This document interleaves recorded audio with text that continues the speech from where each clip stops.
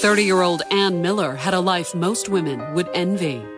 She was attractive, she was intelligent.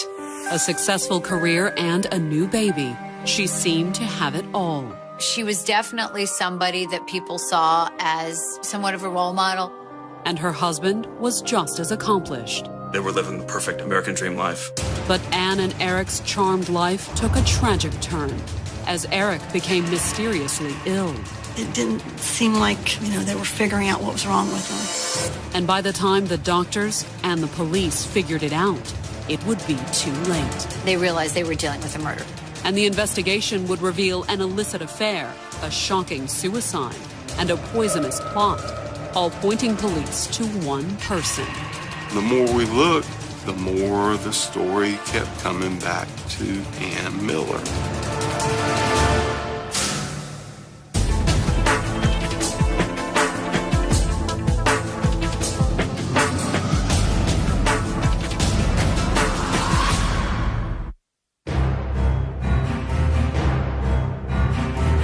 Raleigh, North Carolina, December 2nd, 2000. 30-year-old Eric Miller was used to battling mysterious ailments. Eric was actually doing research on pediatric AIDS.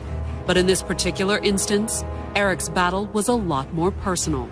He wasn't doing research. He was in a hospital bed fighting for his life. Even though he was sitting there, deathly ill, he was downplaying it, saying that he'd be fine. Eric's doctors weren't so sure, however. It was very mystifying to all the medical people that were working, trying to help him, trying to save him. It's just a mystery as to why this kid's so sick.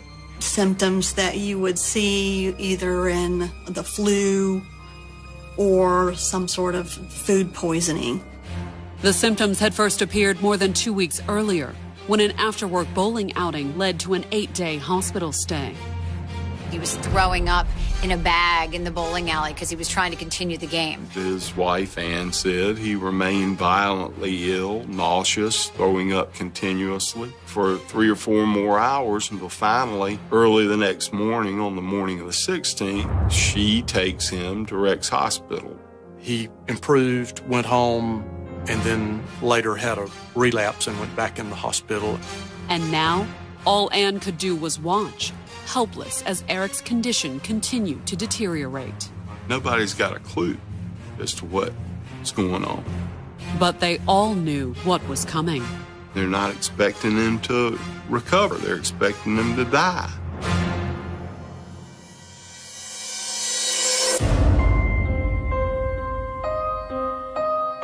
Born in 1970, Ann Breyer stood out in the quiet rural town of Spring Grove, Pennsylvania. Ann grew up in the Midwest, small town, all-American girl. She was an athlete. She was popular. She was bright. And she was always very polished. Her outer appearance was very important to her, how she dressed, her makeup, her hair, everything down to her fingernails and toenails. She was definitely somebody that people saw as somewhat of a role model. As ambitious as she was beautiful, in 1988, 18-year-old Ann enrolled at Purdue University and set her sights on a chemistry degree. But she found her strongest chemical connection when she met fellow student, 18-year-old Eric Miller. Essentially, almost a perfect man. Outstanding student, very good athlete. Eric excelled at everything he did. Eric always did the right thing, was always good in school. In other words, Ann and Eric seemed like a perfect match. I distinctly remember him coming back from class one day to our apartment and saying, guys, Tom, I've met this girl. And you could tell, instantly that he was head over heels with, infatuated with her. He was very smitten. She was attractive. She was intelligent.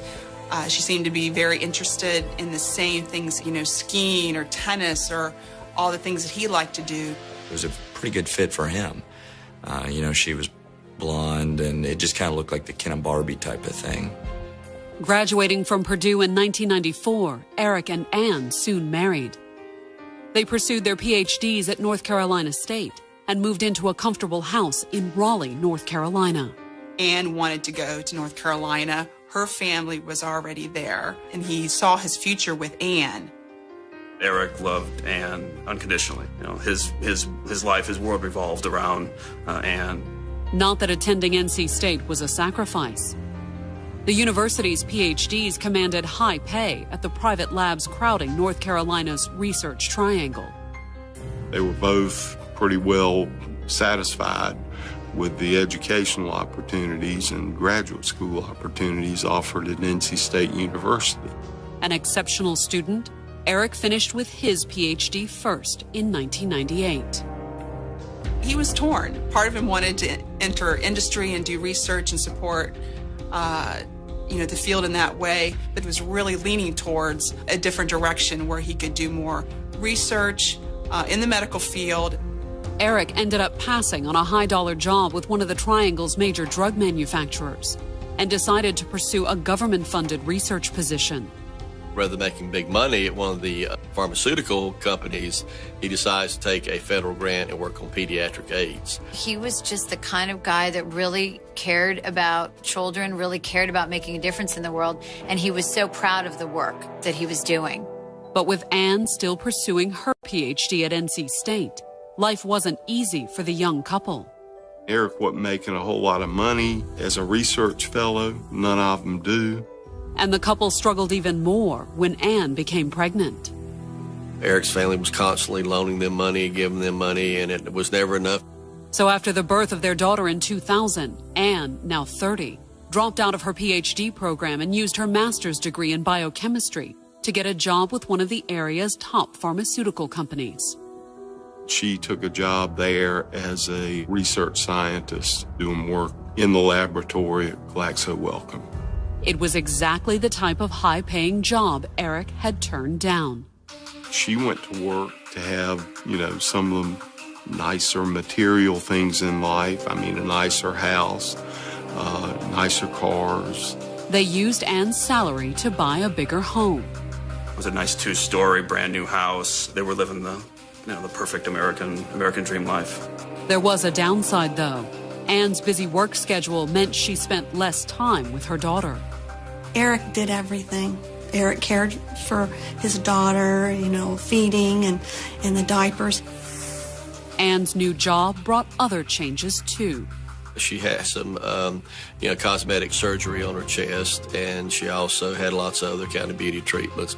Eric appreciated Ann's new look, but on all those nights that Ann worked late and left him alone with the baby, he began to wonder, was he the only one? Maybe there was some issue of Ann working around an environment that was primarily men, and maybe, it was getting a little bit uncomfortable for him for his wife to be working around men all the time.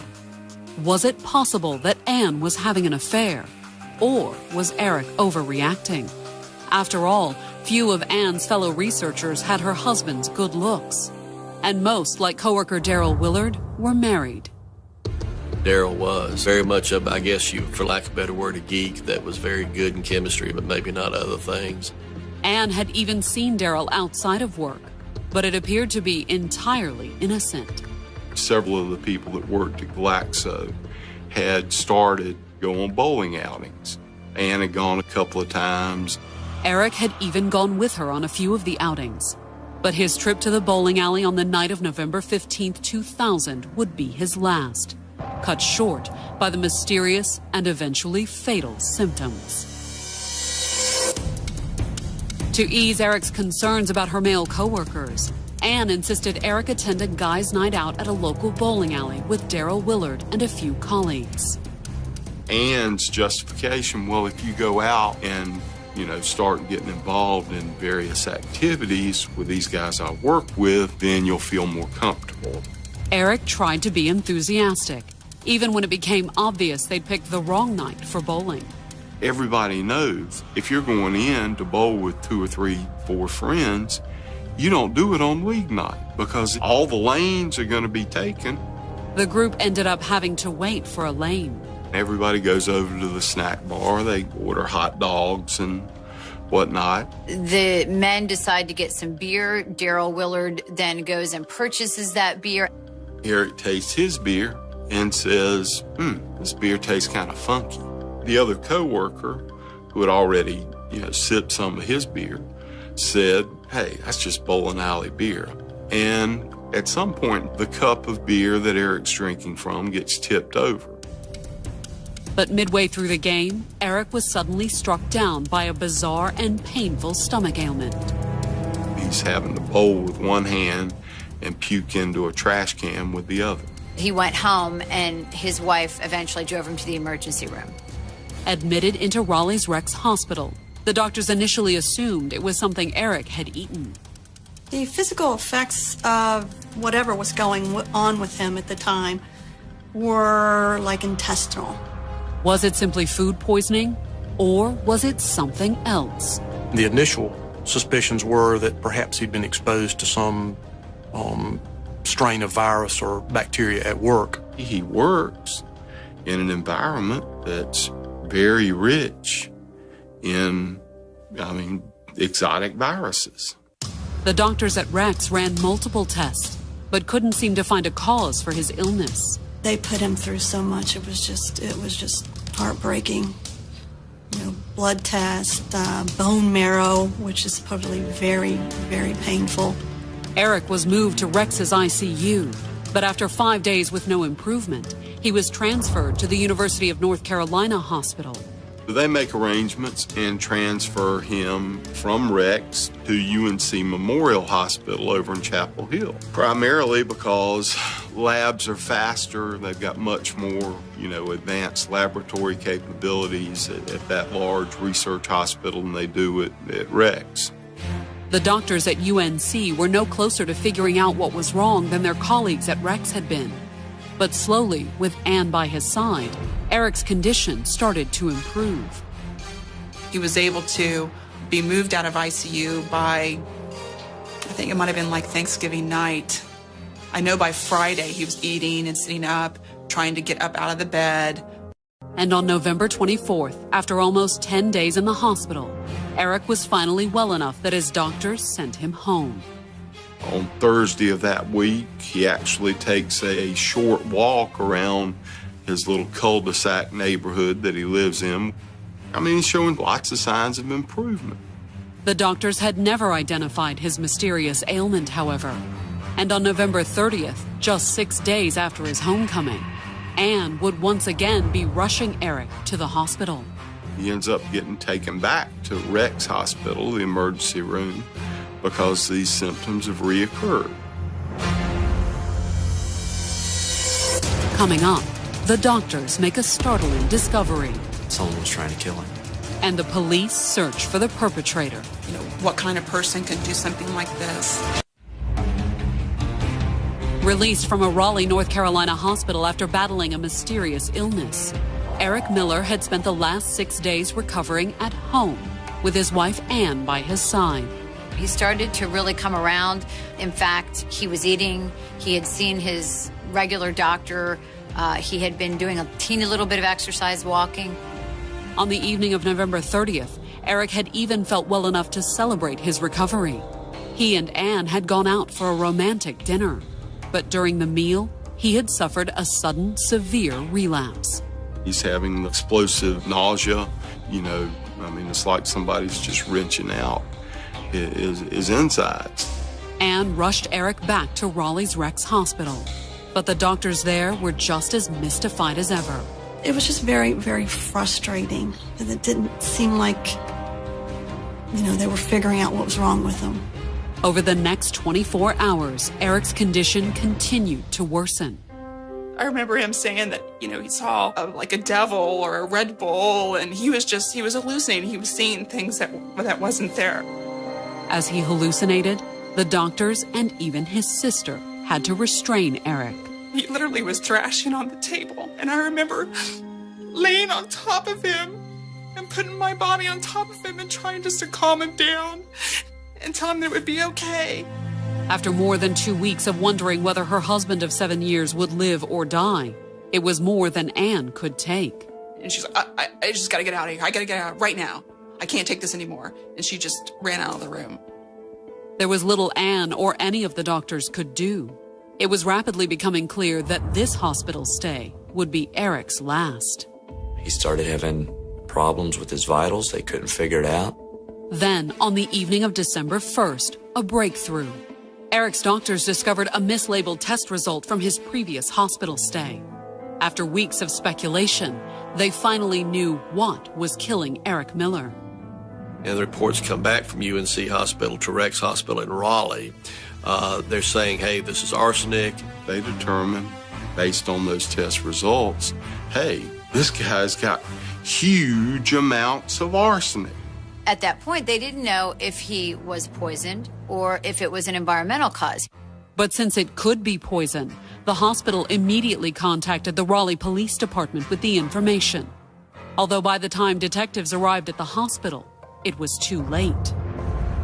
By the time we, get out there, try to interview Eric, he's not in a position or able to provide us with a whole lot of information. Instead, when the police tried to limit access to the room, Eric used what little strength he had left to ask for Ann.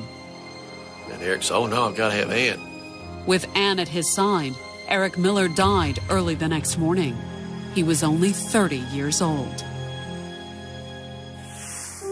The next morning, both Eric's and Ann's families gathered at the Miller home as Ann began making funeral arrangements for her late husband. Meanwhile, Raleigh detectives went to Eric's lab, hoping to find the source of the arsenic. He was a scientist, so obviously the first thought is, well, maybe he came in contact with something where he worked. But the detectives found no evidence that Eric could have been accidentally exposed to arsenic while working at the lab. They realized they were dealing with a murder case. This is somebody intentionally giving him arsenic in an effort to poison him. But who? Once again, the investigation started at Eric's lab. We looked at Eric's co-workers, looked throughout Eric's background, trying to find some hint of something that was hidden in his lifestyle and his background that would lead somebody to do this to him. The investigators also had to rule out Eric's wife, Ann. Obtaining a warrant to search the Miller home, they failed to find any arsenic. But searching Ann's lab 2 days later, the police did find an arsenic compound called sodium cacodylate, which on its own wasn't all that suspicious. In a research laboratory, I think that was available. That certainly would have been an issue, that it's something that maybe ordinary folks didn't have access to, but she was in a position to have. However, evidence of arsenic wasn't all the search turned up. When we cracked open Ann's work computer, we were able to determine, hey, this girl's, she's been having affairs. Based on what the police found on Ann's computer, she had been having an affair with a married coworker named Daryl Willard. There was uncovered a lot of emails between Ann and Daryl, which obviously appeared to be romantic in nature. Was it a coincidence that Ann and Daryl's affair seemed to parallel Eric's mysterious illness? They first started getting together in October of 2000. The lovers had even spent a weekend together in early November. We discovered records indicating that Ann and Daryl had flown on the same airplane, seats side by side, to Chicago. And it wasn't a business trip. They took off on a Friday afternoon, checked into the Ritz-Carlton later in the day on Friday, registered as Mr. and Mrs. Daryl Willard, spent the weekend there ordering an awful lot of room service, and then flew back into Raleigh on Sunday. 4 days later, Eric fell ill for the first time. But did the affair with Daryl Willard prove Ann had killed her husband? After all, she wasn't with Eric at the bowling alley when the first poisoning symptoms appeared. Eric Miller is bowling with Ann's colleagues, with Ann's friends, and one of them is Daryl Willard. Questioning Ann and Daryl's coworkers over the next few days, the police discovered that Eric had been out with his wife's coworkers before. But his last trip to the bowling alley had been different, largely because it had been Daryl's idea. Everybody said this was very unusual that Daryl had put all this together. I mean, he had gone along on several that had been set up by other people that he worked with, but he had never set one up. It just wasn't Daryl wasn't the kind of guy to do this. Even more unusual, Daryl had bought everyone a round of beer while they waited for a lane to open up. Daryl goes over to the bar and orders a pitcher of beer. He comes back with 3 cups of beer and a pitcher. Beer's already poured in the cups. Daryl serves the beer. Daryl Willard hands the beer to each person, including Eric Miller. And as several coworkers recalled, there had been something wrong with Eric's beer. Eric tastes his beer and says, this beer tastes kind of funky. At the time, Ann's coworkers hadn't thought much of it. The other coworker, who had already, sipped some of his beer, said, hey, that's just bowling alley beer. I mean, it's not the best stuff in the world. It's okay though. But now investigators couldn't help but wonder, had Daryl Willard served Eric more than just bowling alley beer? Shortly after drinking that beer, Eric Miller became violently ill. In fact, they said he was throwing up in a bag in the bowling alley because he was trying to continue the game. For police, the timing pointed to just one possibility. Daryl obviously poisoned Eric at that bowling alley. Coming up, Raleigh police questioned Daryl Willard. Daryl comes to the doors fully expecting to go to jail. And the case takes a shocking turn. All of a sudden, this person in connection with the murder investigation was dead. Raleigh, North Carolina, December 5th, 2000. Ann Miller's husband, Eric, had been dead for 3 days, poisoned by arsenic. And while the Raleigh police initially suspected Ann may have been behind her husband's murder, Eric Miller's family was adamant that she was innocent. Right after Eric's death, Eric's family is very protective of Ann, very angry at the police department for even looking at Ann, even talking to Ann. No, it couldn't have been Ann. Eric loved her. Eric wouldn't have picked somebody like that. And if there were any lingering doubts about Ann's love for Eric, her behavior at the service seemed to put those to rest. Ann was incredibly emotional and upset, and the crying was more like wailing, and it was just overwhelming. I walked away feeling guilty for thinking that she was somehow involved. Following the service, Ann was inconsolable, sobbing one word over and over: why? The critical question in any homicide investigation is always why. Why is this person been murdered? And from why, you get who. But even as Ann sobbed, Raleigh police thought they knew the answer. On December 4th, the day before the service, the investigators had uncovered emails and other evidence suggesting that Ann had been having an affair with a coworker named Daryl Willard. They were colleagues, they worked side by side, and eventually, sometime investigators believe in the fall of 2000, she developed what appeared to be a romantic relationship with him. It was only a few weeks later that Eric had first fallen ill, after he had gone out for beers with several of Ann's male coworkers, including Willard. Based on the clinical symptoms that Eric presented over the next few hours and into the next day, that was probably when the arsenic was delivered to him in that cup of beer. On Sunday morning, January 21st, nearly 2 months after Eric's death, Raleigh police knocked on Daryl Willard's front door. He appeared to be expecting them. Daryl comes to the doors, and Daryl has the distinct look on his face of someone who is fully expecting to go to jail. That the next thing was going to happen was I was going to reach out with a pair of handcuffs and handcuff him. While officers searched through the house, Detective Chris Morgan took Daryl aside for questioning. Myself and one of my detectives went out in the car with Daryl. He had a seat in the back. Questioned by the detectives, Daryl insisted he had nothing to do with Eric Miller's death. But Detective Morgan suspected he was hiding something. I said, Daryl, I'll be honest with you. From the phone records, from the emails, from everything that I know about this case, I think you've been used by a woman. Darrell Willard looked up at me and said, "Yeah, and she did a good job of it."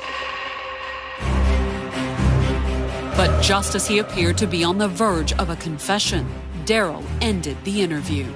The next thing out of his mouth was, "I can't talk to you anymore. I got to call my lawyer." The search of the house failed to produce any traces of arsenic. With insufficient evidence to make an arrest, the detectives told Darrell he was free to go. At 5:30 the following afternoon, Darrell Willard's wife Yvette pulled her car into the driveway of the couple's home. When she walked into the garage, she made a horrifying discovery. The very next day, after the search had taken place and the search warrants had become public in the local newspaper, Darrell Willard committed suicide. Darrell shot himself. It was a pretty clear-cut case of suicide. There wasn't any suspicion that there had been anyone else involved. In a note left tacked to the wall, Darrell Willard had written an apology to his family. He also explained that he had been wrongly accused of Eric Miller's death.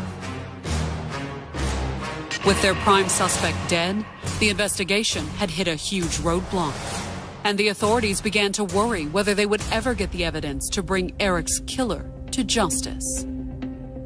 I had a conversation with a newspaper reporter, very good friend of mine, and he told me, "It's too far gone. You know, your natural witness killed himself."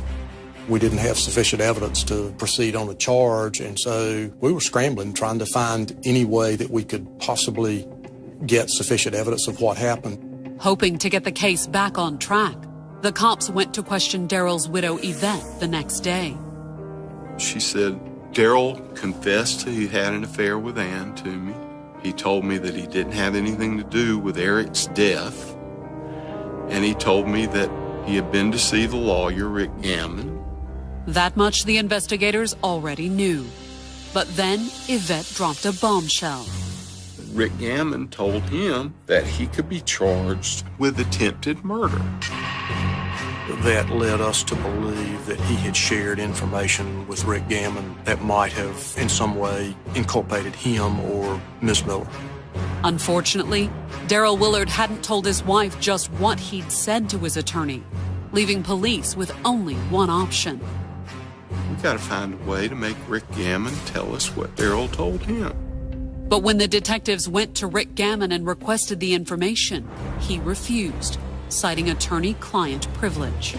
Rick, who's a wonderful man, a wonderful attorney, is bound by his legal ethics and that you say nothing from your clients. Undeterred, the investigators and the Wake County District Attorney's Office sought a court order for the release of Gammon's notes. In their filing, they argued that the need to protect Darrell Willard's confidentiality ended with his death, a position his attorney vehemently opposed. When you tell your lawyer something, you have the assurance that it's confidential and that it will not be shared. As the legal battle shaped up, Ann Miller packed her bags, took her 1-year-old daughter, and moved in with her sister in Wilmington on the North Carolina coast. She wanted to get away from Raleigh. I think she wanted to get away from the attention that this case had become so high-profiled.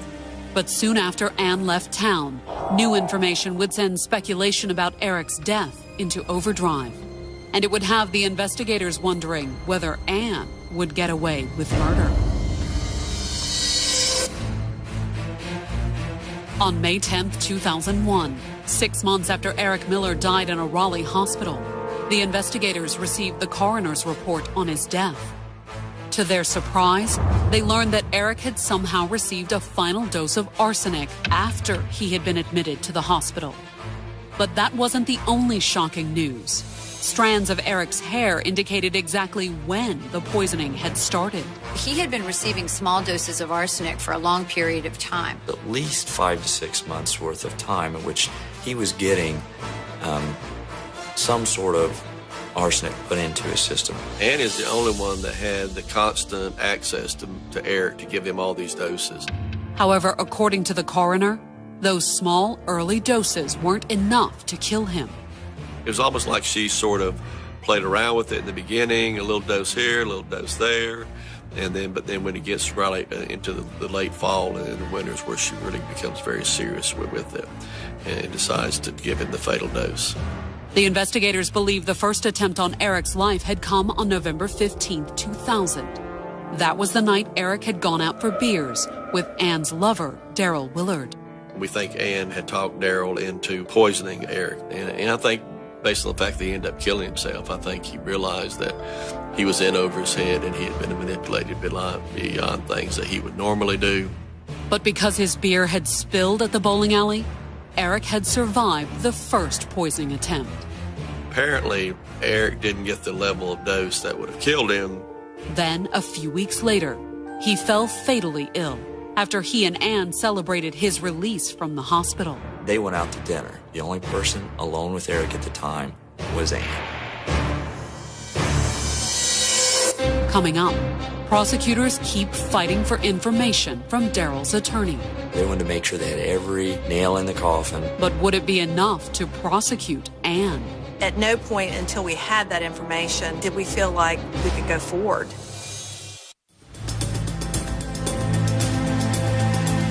By spring of 2004, Ann Miller had done a lot to put her husband Eric's death behind her. Not only had she left Raleigh with her 1-year-old daughter and moved to Wilmington, she was no longer Ann Miller. In November of 2003, almost 3 years after Eric's death, she'd married a man named Paul Kontz. He was in a Christian rock band, and she kind of settled into a very domestic life. But whether she called herself Ann Miller or Ann Kontz, Raleigh police and the Wake County District Attorney's Office still considered her the prime suspect in Eric's poisoning. The more we looked, the more the story kept coming back to Ann Miller. You know, each time he got sick, she was the person who was there that would have pointed to her being the person to give him the arsenic. Investigators had shared their suspicions with Eric Miller's family. However, there was one small problem. We didn't have sufficient evidence to proceed on a charge. It was all very circumstantial, and they wanted to make sure they had every nail in the coffin before that they drug her in or charged her. Specifically, the prosecutors wanted evidence that put the poison in Ann's hands. And the DA's office believed someone just might have that evidence. Rick Gammon, the attorney for Ann's deceased lover, Daryl Willard. Shortly before Daryl Willard killed himself, he went to talk to Rick Gammon about the case. Rick Gammon told him that he could face attempted murder charges. Daryl had shared that bit of information with his wife, who shared it with the police. But she didn't know what Daryl had told the attorney about Eric's death. I mean, let's assume that Daryl Willard tells his lawyer the truth. Whatever he tells him, Rick in return is telling him he could be charged with attempted murder. He's going to have some basis in fact for making that prediction. Whatever those incriminating details were, could they also incriminate Ann? With Daryl dead, only Gammon knew for sure, and the attorney wasn't talking. Because of attorney-client privilege, there was no way you could get at that information unless a judge ordered him to give that information up. So the Wake County DA's office had filed a motion requesting that Gammon release his records. There was a long, protracted battle to keep this information private. And the legal debate over attorney-client privilege all hinged on one complicated question. Does it transcend death? Finally, after almost 2 years of legal wrangling, the question went before the North Carolina Supreme Court in May of 2004. They presented a very powerful argument that attorney-client privilege, even after death, could never be breached. The justices disagreed. Since there was no danger of incriminating his now deceased client, the state Supreme Court ruled that Gammon had to reveal the contents of his conversation with Daryl. It was a very narrowly defined case, but it gave us what we needed. On May 27th, Rick Gammon hand-delivered notes from his conversation with Daryl Willard to the authorities. When the investigators read the contents, Gammon's notes confirmed that it was Ann who had been poisoning her husband. In fact, according to what Daryl told his attorney, Ann had given Eric a final dose of arsenic shortly before his death. She had administered a dose of arsenic to her husband while he was hospitalized in his final hospitalization. Daryl didn't witness Ann delivering the fatal dose to her husband, but according to paragraph 12 of Gammon's notes, She had confessed to it while Eric lay dying in his hospital bed. Daryl Willard told Mr. Gammon that he had met Ann Miller in the parking lot of the hospital while Eric was being treated there, and she had gotten into the SUV, and they were sitting there, and she held up a syringe that was empty. And she said, "I just used this to inject poison into Eric's IV." That conversation was a smoking pistol. Finally, after years of waiting, the prosecutors felt they had enough for a murder indictment. At no point until we had that information did we feel like we could go forward in terms of presenting this case to a grand jury to start the proceedings. On September 27th, nearly 4 years after Eric first fell ill, the Wake County grand jury indicted Ann Miller Kantz for murder. Rick Gammon really was the key to blowing this whole case wide open. That same day, Ann returned to Raleigh and turned herself in at police headquarters. Somebody asked, "Aren't you happy?" I said, 2 men are laying dead in the ground. What in the hell is there to be happy about? You're not happy, but at least there's some feeling that we might have some justice. Eric's family no longer defended Ann, but they didn't know exactly what Gammon's notes had revealed about Eric's death. And when she appeared in court for her bond hearing on December 10th, it was apparent that Ann didn't know either. She full well thought that she would be getting out on bail. It was evident by the look on her face.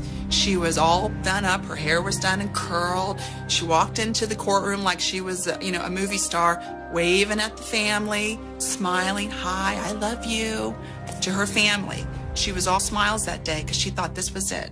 But Ann's smile vanished when Rick Gammon was called into the courtroom along with his notes.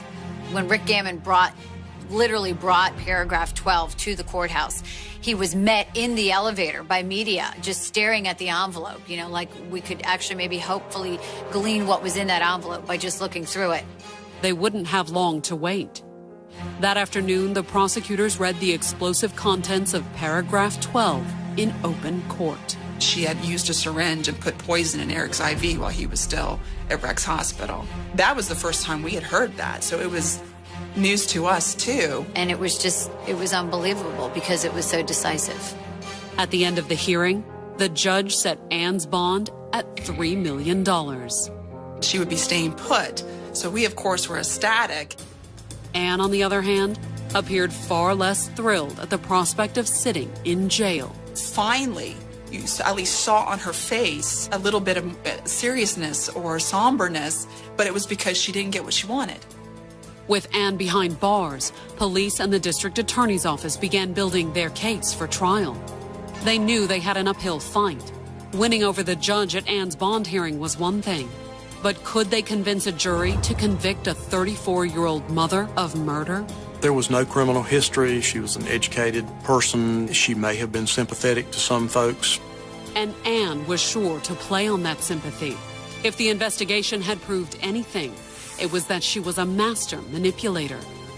She was a chameleon. She could appear seductive one minute, and she would look like a Puritan the next minute. There was a real fear that you put her in front of a jury and people are going to feel sorry for her. It scared me. It really scared me. Going into a room with 12 good citizens of Wake County who are still human, it scared the hell out of me. When Ann walked into a North Carolina courtroom on November 7, 2005, she faced the possibility of life in prison. In fact, Ann had already spent most of the past year behind bars, unable to make bail. She was given a $3 million bond, which was obviously too high for most people to make. She was then transferred to women's prison because there was a feeling that she was going to be in prison for quite a long time waiting for trial. But could the prosecutors keep her in prison permanently? In terms of the scientific evidence and being able to pinpoint exactly when doses were given, there are going to be some difficulties in terms of proof in this case. The prosecutors would never have to make their case. Ann had come to court that morning to plead guilty to second-degree murder and conspiracy to commit murder in exchange for a minimum of 25 years in prison. I felt like given everything that we had and what we knew in terms of difficulties in trying this case, that it was an appropriate resolution of the case. Eric's family had agreed to the plea deal, although the hearing held little in the way of closure for them. This was the first time that our family got to read our victim statements, and it got to address her in some direct fashion. And it wasn't as satisfying as you might think. My one daughter asked, "Gosh, Ann, why? Why? Why didn't you divorce him? Why take his life?" But Anne never answered her former in-laws' questions. This was not a woman that killed for money. There was a very small life insurance policy. So that kind of is always going to be the mystery about this case. And Anne's formal statement offered little in the way of an explanation or apology. They were empty words. There was no regret. There still is no regret. The only thing she regrets is that she got caught. But after 5 years of investigation, the police were pleased to see Eric's killer brought to justice. To admit that she killed her husband was something that investigators had waited a long time to hear. And for those investigators, this case is a reminder that when it comes to murder, appearances can be deceiving. Evil doesn't always appear with horns and a tail. Sometimes it can be a demure, well-educated, well-spoken suburbanite housewife who appears on the outside to be all sunshine and roses and dark-hearted as they come on the inside.